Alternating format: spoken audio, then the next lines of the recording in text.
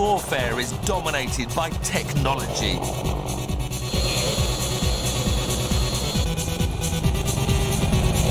Never more so than with the combat helicopter.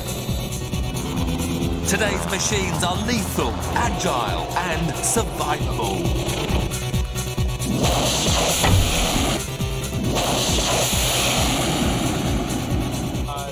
Put that together with new digital technology and you have the ultimate weapon that will revolutionize how battles are fought. On your call.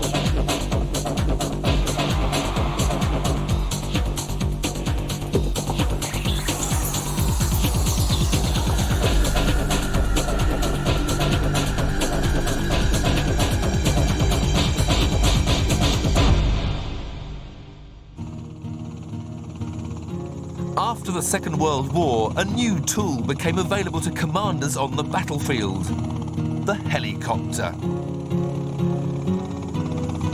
It was now possible to move troops and their equipment rapidly across the combat zone.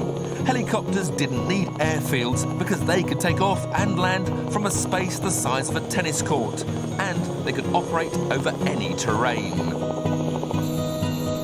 Natural barriers like rivers, jungles and deserts were no obstacle to these machines.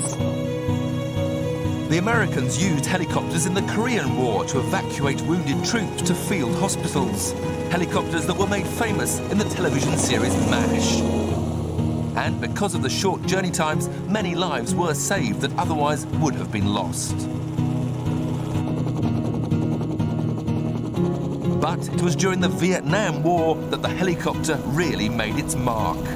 Instead of marching to the battlefront, troops were flown in along with their equipment and ammunition. At first, they were simply troop carriers, but soon they became a lethal attack weapon.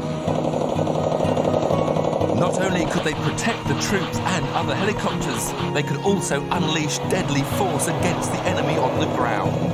Helicopters had changed battle tactics forever. Today, the helicopter is moving to a new era, that of the digital battlefield. Using digital technology, commanders will be able to know the exact position of their troops, aircraft and weapons, as well as the enemy's position at any given moment in time. They will also be able to send this information instantly to their troops on the ground and in the sky using one gigantic military internet. This digital battlefield is seen as the most important advance in warfare since the helicopter itself.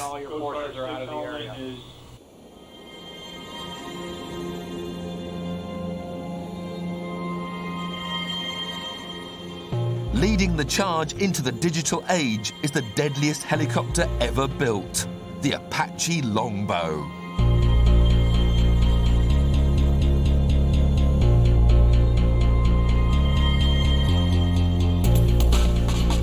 It is the supreme attack helicopter and the first to be wired for the digital battlefield. Using sophisticated radar, it can detect and attack multiple targets using its 30mm cannon, rockets and precision-guided Hellfire missiles.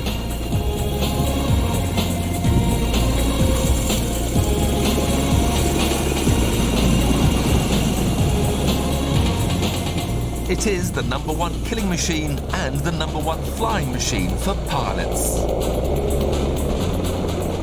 This is the most ultimate machine to fly. This is like flying a Ferrari.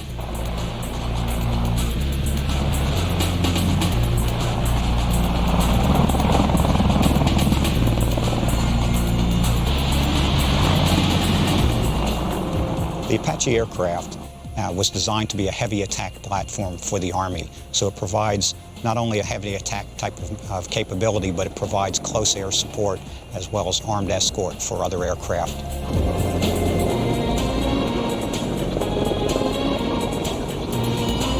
The Apache is designed for combat both during the day and at night, and has seen action in Panama, Somalia, Bosnia and both Gulf Wars.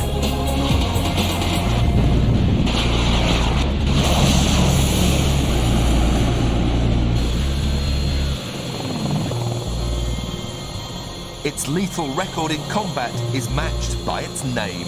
Army aircraft are typically named after Indian tribes within the United States, and the Apache aircraft was named after the Apache tribe, which were fierce warriors during the early times of the United States.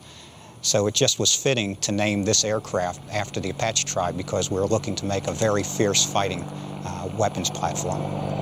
One reason the Apache Longbow is so effective as an attack helicopter is that different detection and information processing technologies have been integrated into a single aircraft.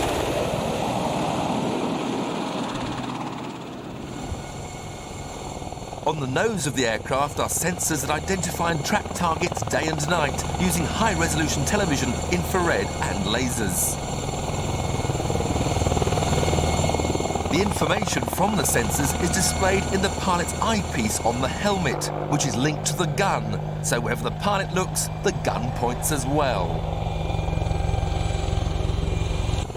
On top of the Apache is the Longbow radar pod, which is used to locate and track targets using a technique called unmasking. The helicopter hides behind cover, then appears above the tree line to allow the radar to detect the enemy before dropping out of sight again. What Longbow does on the Apache aircraft is it's that fire control radar. It's that ability to, in a matter of seconds, to detect, classify, and prioritize targets, and then download that data to be displayed in front of the pilot, as well as downloading that information into the RF missile.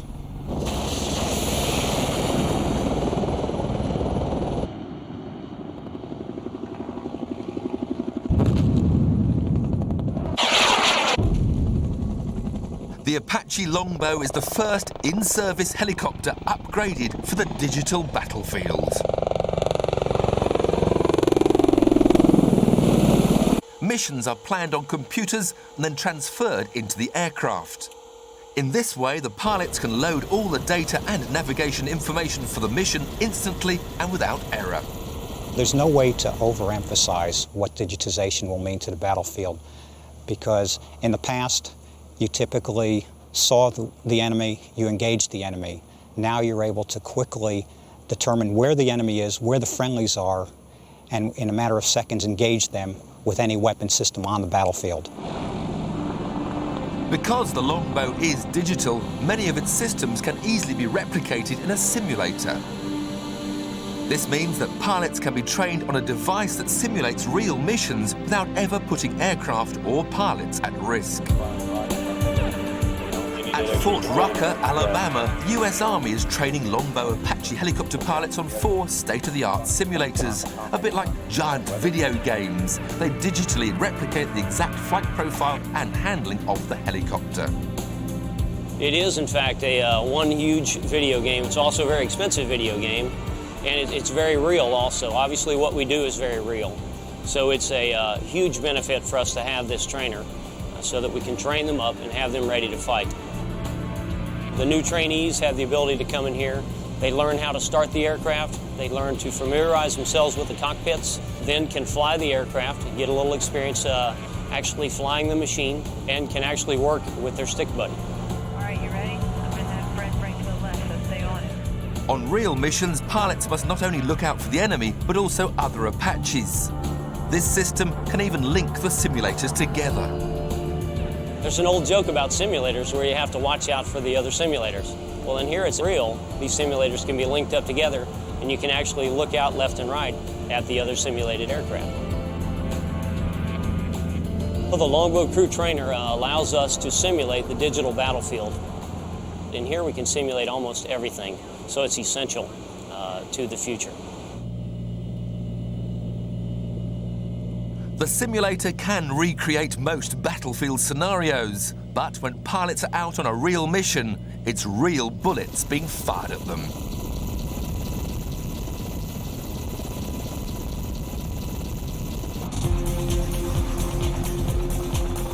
The Apache Longbow helicopter's role is to engage the enemy, so it has to be able to survive hostile fire. It's designed with a slender profile, making it difficult to hit when attacked head-on, and is heavily armoured around the cockpit. This right here is an armor panel that'll come out and it'll protect us on our sides. In between the cockpit, we have a blast shield that will prevent any kind of round. If a round does get inside of one of the cockpits, it will not penetrate through to the other cockpit to take both pilots out. The flight controls and computer systems have backups in case they are disabled by enemy fire.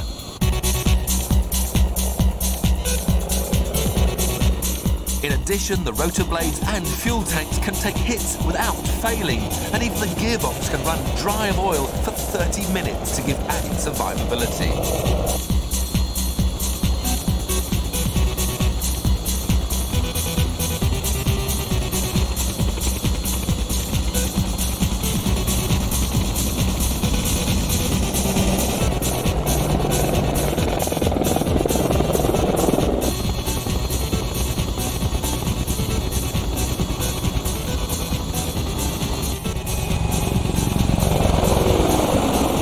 The Apache Longbow is principally a killing machine, and it requires special qualities to become its pilot.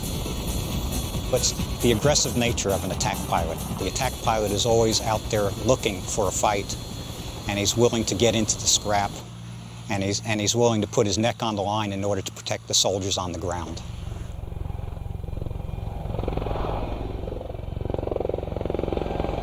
The attack pilot is your more aggressive type A personality. He's going to go out there and his job is to want to get into the fight. He's going to have the courage to want to stay in the fight and to mission first, mission accomplishment. We're out there to protect the ground guys. We're out there to protect other helicopters that we may be escorting, and we're very, very mission oriented. This is the greatest job that you can possibly have. I wouldn't trade it for the world. The thing that links all pilots everywhere is their shared passion for flying, regardless of the aircraft or its role.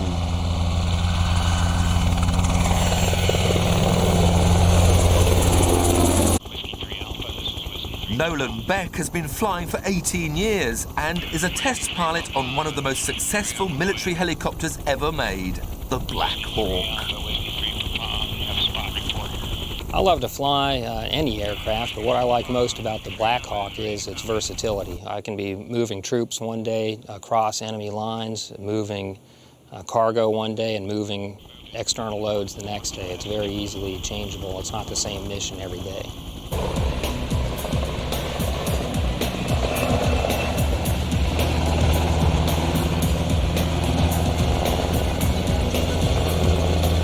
The Black Hawk flies 50% of the Army's flying hours.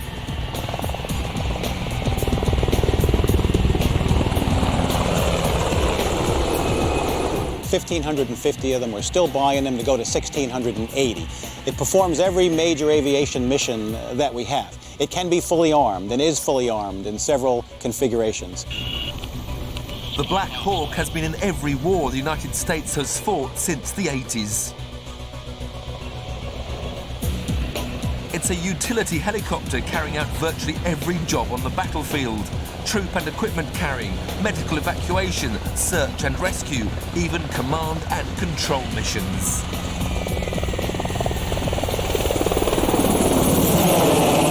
The history of the Black Hawk is such that it was named for Chief Black Hawk. He was a chief of the Sauk tribe in the Rock Island, Illinois area.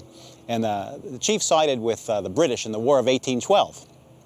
And subsequent to that war, he became very close to some of our leaders. In particular, in 1833, President Andrew Jackson became very impressed with his candor, courage, and convictions. And we became a great national icon. And subsequently, we named the aircraft the Black Hawk after the chief.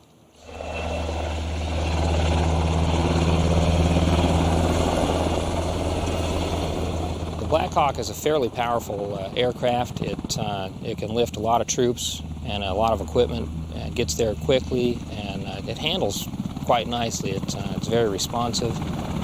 The Black Hawk, like all combat helicopters, flies low when possible to avoid being detected and attacked. One of the other great advantages of flying a helicopter is being able to fly at treetop level. This reduces your exposure time to enemy forces, which enhances your survivability rate. On the other side of that is that when you're flying close to the trees, anything that sticks up out of the trees could pose a hazard to your aircraft. So you have to constantly scan outside the aircraft and make sure you don't run into obstructions. I've flown high-performance jets and helicopters, and flying a helicopter at treetop level I think is a lot more exciting than flying a jet at altitude. Automated weather observation 225 4 Zulu weather wind 2. But for all its excellence, the Black Hawk is not equipped for the coming digital age. We seek overmatch of the enemy in so many ways: lethality, survivability, sustainability, transportability. I mean, we have so many ways that we want to be far superior to our enemy, one of which is information or digitization. Information is crucial to success on the battlefield. Digitization provides the commanders and pilots with situational awareness, which is the ability to know at any given moment exactly where the enemy is, as well as friendly forces. Essential if one is to hit the enemy and not one's allies. You cannot overstate the significance of that. That's very, very profound. Okay, we're going to have to turn and go back up the mountain. Colonel Lake sees it rather like a one-sided chess game. I guess there is an analogy, and I've heard it a long time ago when digitization was at its very, very inception, and these concepts were being briefed to the leadership of the Army at that time, and they likened it to a chess game where there was a two-way mirror. And a person on one side was able to see what both teams were doing, and the other person could see only what he was doing in the mirror. And of course, it really gets worse than that, because that person would likely not even be able to know what he was doing.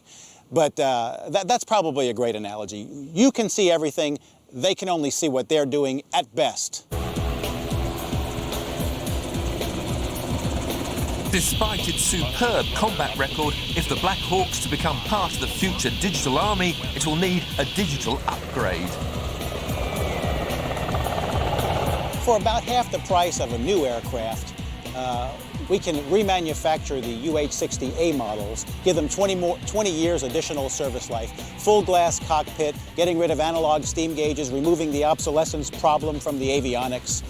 We refurbish the aircraft, treat it for corrosion and stresses and those sorts of things, put on more powerful engines, wide chord blades. It becomes more maneuverable. It's going to fit in perfectly with the objective force, and it'll give it, the Army, the utility helicopter for the next 20 to 30 years without having to go out and do a new start.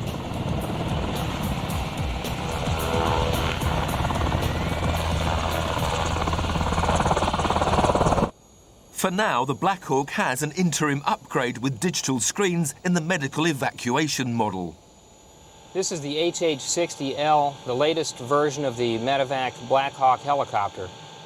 It has a Medevac interior with litters in the back and a forward-looking infrared mounted on the nose. If you look up front, the primary difference on the cockpit is a step towards digitization to get away from the old steam gauges. We have a flight management system, allows the pilot centralized control of all communications and navigation functions, and a multifunction liquid crystal display which displays FLIR imagery and will also display flight plan and communication and navigation information. Keeping successful designs going is United States Army policy. One machine that has made the grade from analog to digital is Black Hawk's big brother, the Chinook. 50 feet long and weighing a mighty 32,000 pounds, the twin-rotored Chinook has been in service since the Vietnam War in 1972. But despite its age, it's been upgraded for the digital battlefield.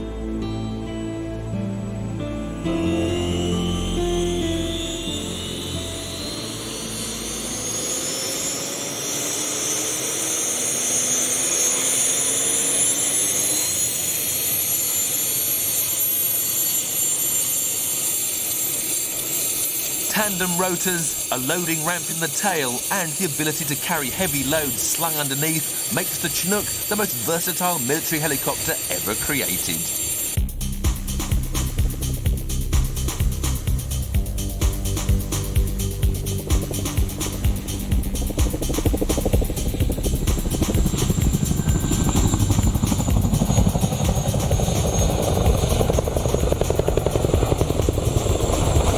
this one is named for a Chinook tribe, but also this one puts out a lot of wind, and there's a Chinook wind. So this is almost like a flying tornado with the amount of downwash that this aircraft puts out. Most helicopters, like the Apache and Black Hawk, use a main rotor for lift and have a smaller tail rotor that prevents the fuselage from spinning around. However, this uses a significant amount of engine power that could have been used for lift. On a tandem rotor helicopter like the Chinook, the two main rotors rotate in opposite directions, cancelling out any tendency for the fuselage to want to spin. And so all the available power from the twin engines goes to both rotors solely for lift. We talk about the Chinook being a tandem rotor helicopter and it being an innovation. It's not really an innovation. It's a 40-year-old innovation. It stood the test of time because it provides you such great longitudinal stability and control within the aircraft. The Chinook is the king of the heavy lift, being capable of carrying 26,000 pounds, the equivalent of a small tank. It's especially good at high altitude work, where the air is thin and the efficiency of the blades deteriorates. It's been the only helicopter that the U.S. forces have had that have been able to operate in the altitudes in excess of 16,000 feet in Afghanistan. I don't want to get into criticizing my Black Hawk brothers because it's a great aircraft for what it's designed to do. It just was not capable of operating with any useful payload at that altitude. As well as being able to operate up high, the Chinook is just as good down low. It was designed to float like a boat and can land on water for special operations.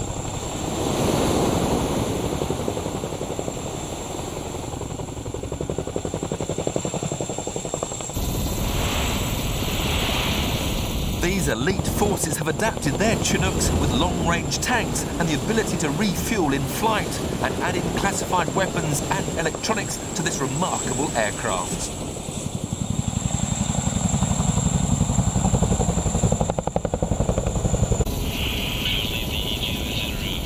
Because the Chinook is an extremely large aircraft, it requires a crew of 4. Probably the most important aspect of flying this aircraft is proper crew coordination. There are pilots up front, however, probably the two most important individuals in the aircraft would be the flight engineer and the crew chief. Those individuals are responsible for securing loads, calling us into landing zones, and maintaining clearance of such a large aircraft.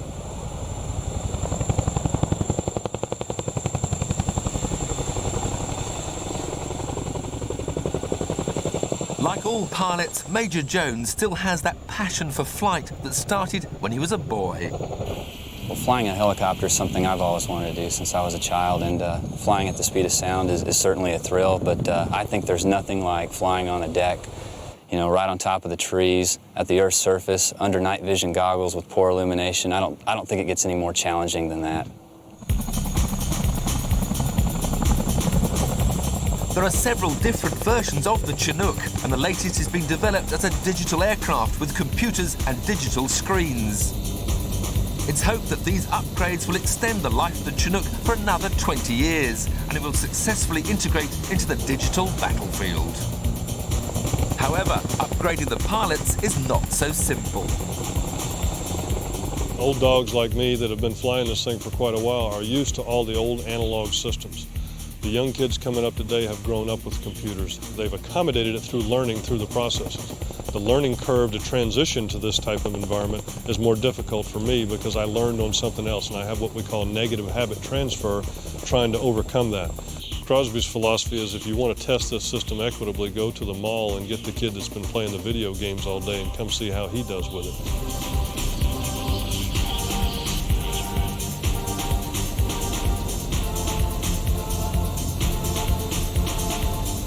With the United States moving towards a fully digitized army, will they still be able to fight alongside their less technologically advanced allies? We're going to work with allies, we're going to work with friends, and it doesn't make their systems ineffective if they're not digitized. It will reduce their effectiveness, as we have. That's why we're striving to digitize our platforms, because we see as an effectiveness enhancement. Meanwhile, on the other side of the Atlantic, the British Royal Navy is also working towards creating its own digitized helicopter force.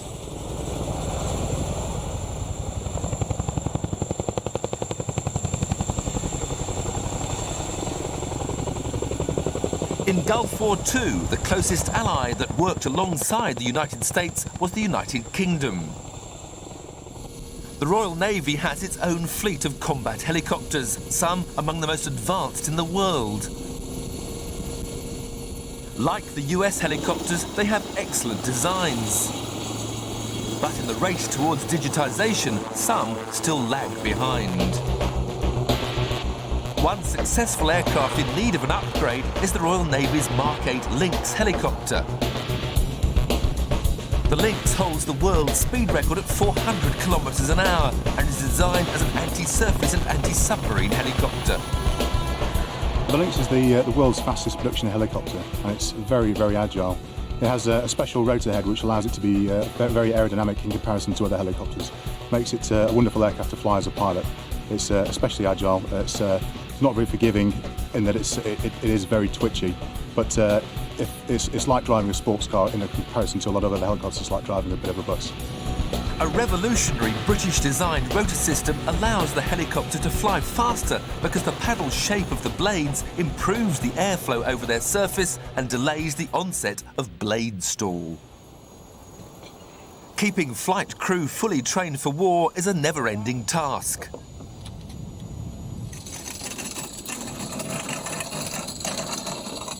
Today, 702 Squadron is being briefed on an exercise to fire live skewer missiles from the Mark 8 Lynx.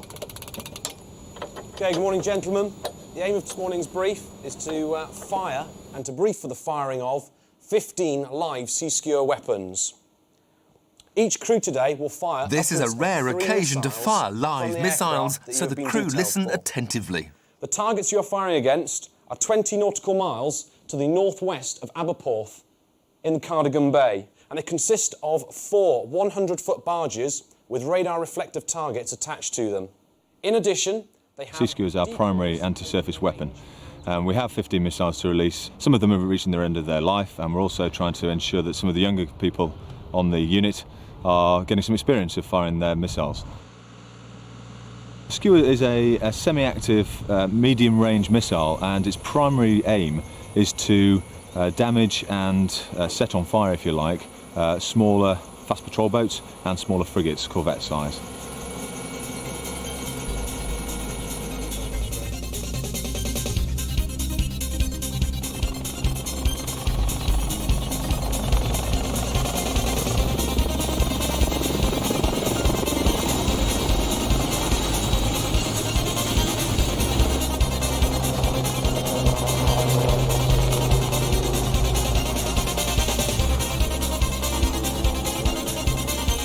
The Lynx crew of 2 consists of a pilot and an observer.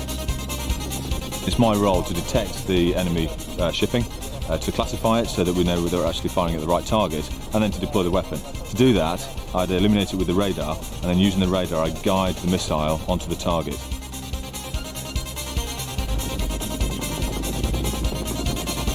The Sea Skewer is an extremely effective missile. Its high explosive warhead only detonates once it penetrates the skin of the ship, creating internal fires.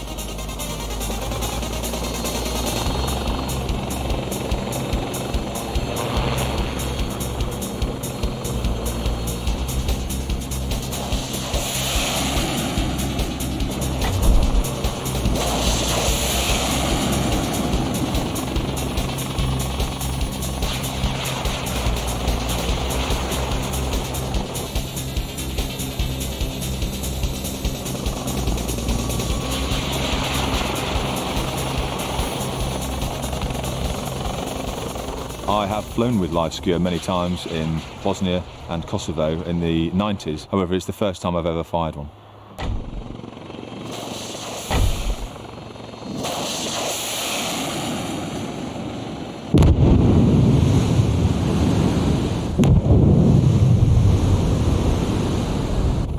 It was very exciting, actually. A little nervous, obviously, but it's a very good high feeling of satisfaction when the missile drops off, the motors go, and on further inspection, when we had a look at the targets, it hit exactly where we expected it to hit. The mission was a success, with the skewer blasting a hole through the target. In addition to the skewer missile, the Lynx can also carry torpedoes and depth charges for anti-submarine warfare. It has recently acquired a new half-inch caliber machine gun for use against fast-moving craft.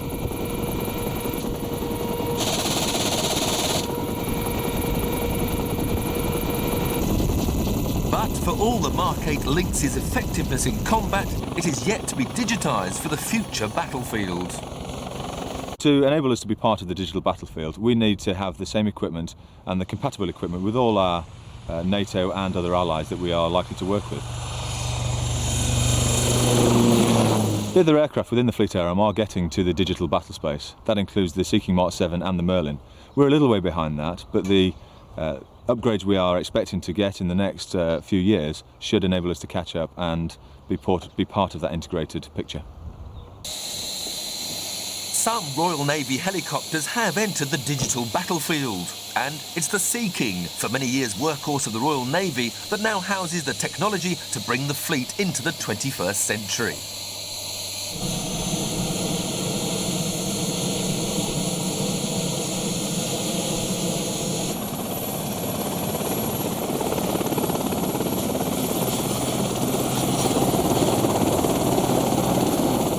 Although the Sea King is over 30 years old, the new Mark 7 version has been radically improved electronically. Using a large, movable radar pod on its side, it is now the first advanced surveillance and control helicopter in the world. The avionics have been completely upgraded, so the radar is new. It's a very powerful radar, and in addition to that, it's got state-of-the-art data link, which is basically real-time information relay to anybody within the theatre of operations. It's a massive leap for the Navy. The main thing is we've moved away from a single role of AW to airborne surveillance and control, which means the carrier can take away this platform with them and carry out complete battle space management, control of aircraft, ships and land forces in one platform. What makes the Mark 7 Sea King so special is that it can actually process 3 different radar modes at the same time.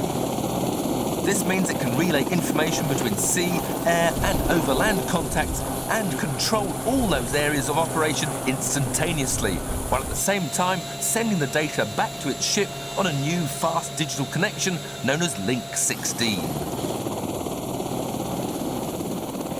The platforms that are used in that role are normally large fixed wings with a dozen or so crew. The beauty of this is that we can stick this on an aircraft carrier with 3 crew and provide pretty much the same service. Although the equipment was very new to the crews of 849 Squadron, while working alongside the Americans in Gulf War II, they produced some spectacular results that were crucial to the Allied campaign. In Gulf War II, Mark 7 played a vital role, not only for our own forces, but the Link 16 enabled it to integrate with the Americans and also our troops on the ground as well. So we were able to relay that information instantaneously to them. 15 safety, 270 range 150. We're giving a fire order. We're ready to go on the target. It is safe surface. As advanced as the Mark 7 is, there's still room for further development on the helicopter. One area that we still need to address is exactly that, our own self-defence. We're looking at various systems at the moment that will provide our aircraft with its own defence aid suite. So at the moment, we are heavily reliant on other forces actually protecting our aircraft. But the performance of the Mark 7 has been so impressive that new capabilities are being discovered almost daily. There's still an awful lot to learn. I mean, we've only had it really frontline for just over a year. So we're learning things all the time. I mean, the Gulf War was a massive learning curve for us, and that's continuing.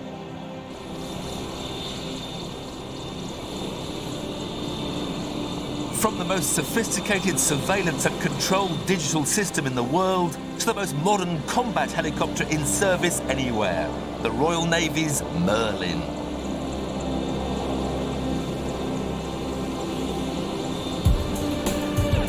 It's the first helicopter to be developed by the Royal Navy in 25 years, and it's a quantum leap forward in technology for the United Kingdom.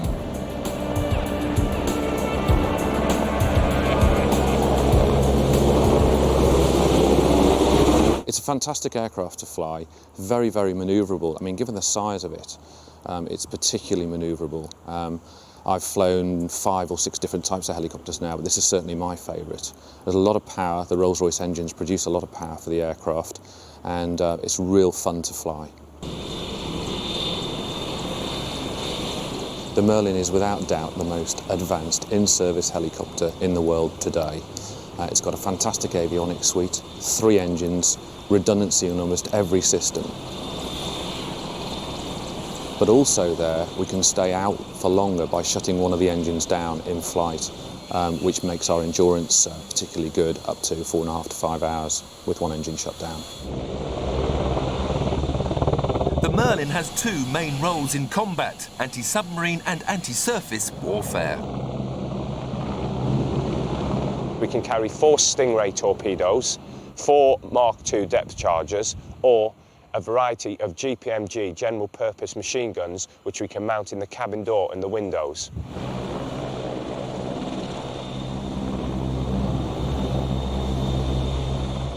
The radar is very powerful. It's what we call a pulse compression radar. So what it does is send a very powerful pulse out a long distance, and we can track contacts up to 160 miles away. What the radar also does is automatically track those contacts for us and give us the tracking and time information, which again can be transmitted on the data link back to the surface units.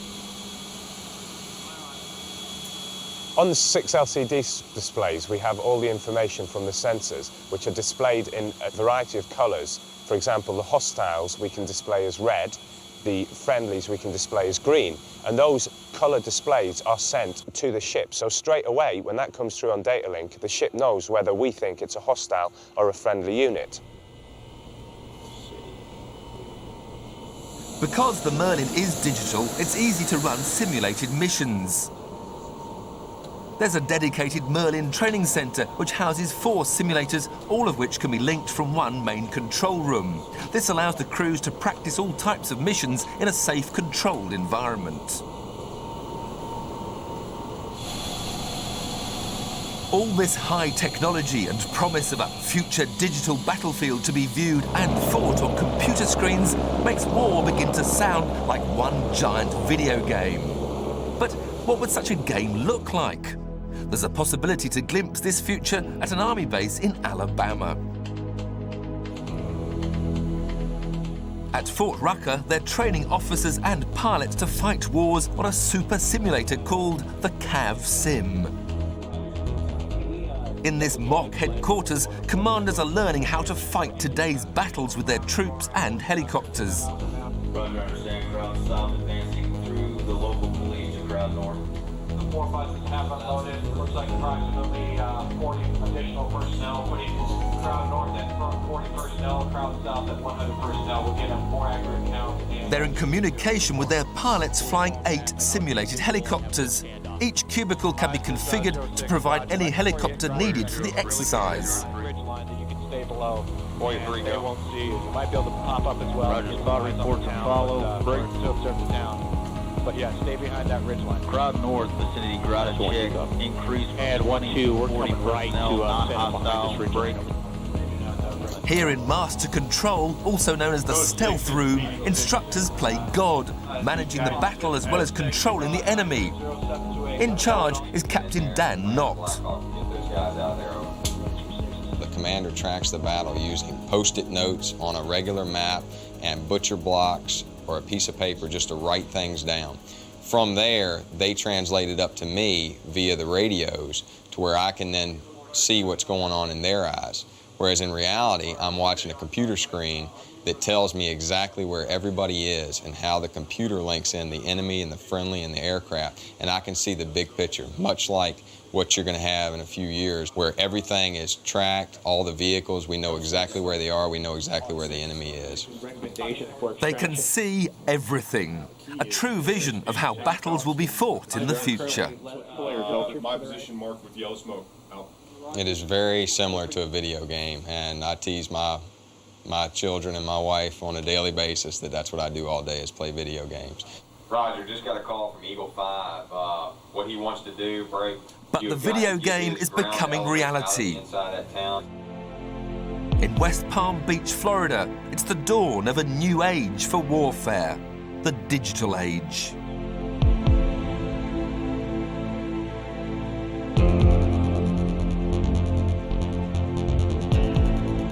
In a research facility in southern Florida, the world's first helicopter conceived and designed to be totally digital is under test.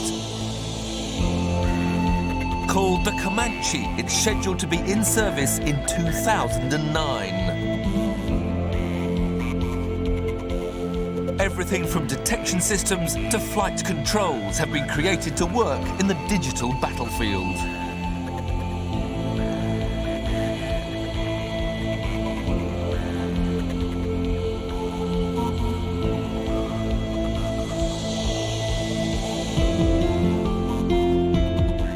This aircraft is the culmination of everything that has gone before and can truly be called the ultimate combat helicopter.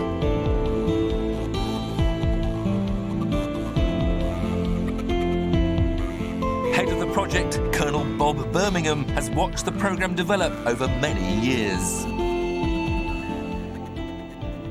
This is aircraft number 2. It's our second Comanche prototype. We've had a very successful flight test program, and this has been a major part of it. On the front end, we have recently integrated our electrical optical sensor system, and then very soon in the future, we're going to be able to design in our laser warning receiver and our radar warning receiver on the front end of this. The cockpits we designed really to be identical in terms of the way the flight control systems operate and what the displays are going to show the pilots, and we did that really to reduce the amount of training that it's going to take to really operate the aircraft. This is really where we're going to house our missile systems, and also gives us the capability to store internal fuels that as we need to go and fly deeper missions. You can see that there's really no exhaust system on here. We really are going to vent the exhaust, and we're going to cool the exhaust and the heat from that through an exhaust system that's going to run all the way down to the tail. When you get down to the tail, and if you take a look up at the rotor system, you can really take a look at why this aircraft is really different. These are the bearingless rotor system, 5-bladed rotor system with torque tubes that run through the system, give it a tremendous amount of power and strength and flexibility. On the fantail, again, a very robust design. This really handles about 900 shaft horsepower that comes straight back from the engines in there. And you can see that how we've got this design is a very protected area, really gives it a tremendous capability, protection against enemy threat systems, ballistics capability, and again, a very, very unique and robust design.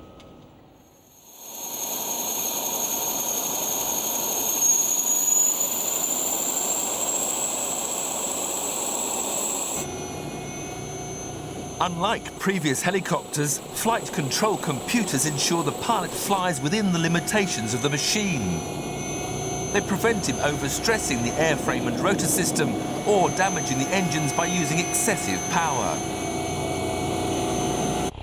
This fly-by-wire system gives the Comanche some unique handling qualities.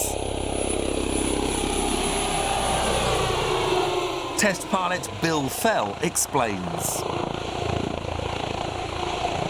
I've flown a number of other helicopters, and if you, in another helicopter, took the stick and took it to the extreme of one lateral axis to the other extreme lateral axis, even if you did it slowly, you've probably broken something in that helicopter.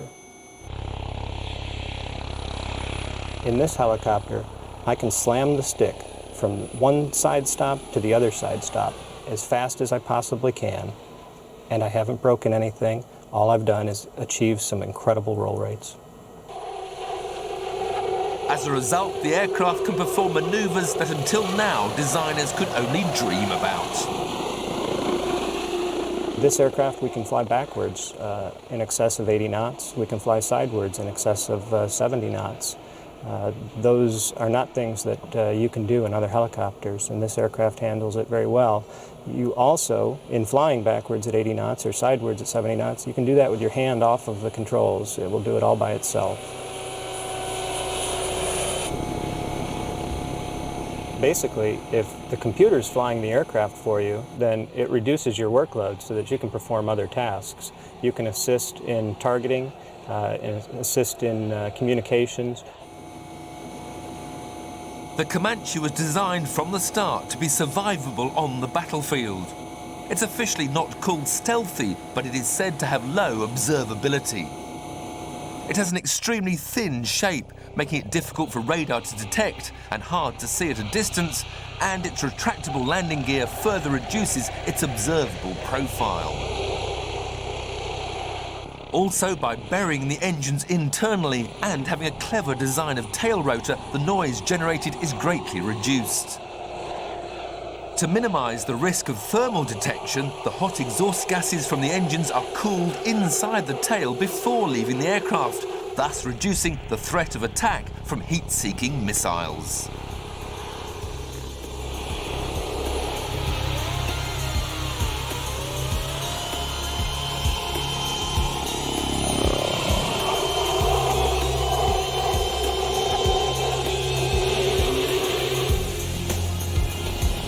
Every system on the aircraft is digital, but what sets the Comanche apart is the onboard information gathering computers.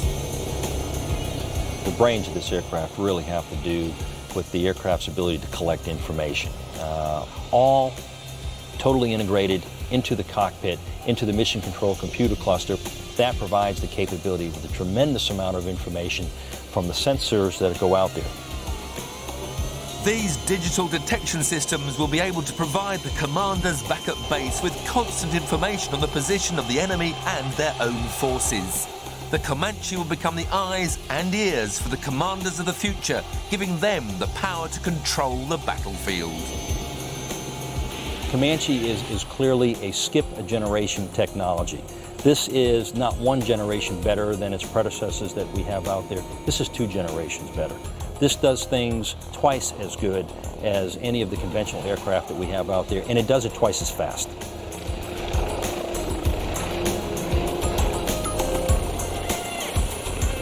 This will transform the world. This will change the way that we fight wars in the world. This is an information system, and information is power, and that's what Comanche provides to the future commanders.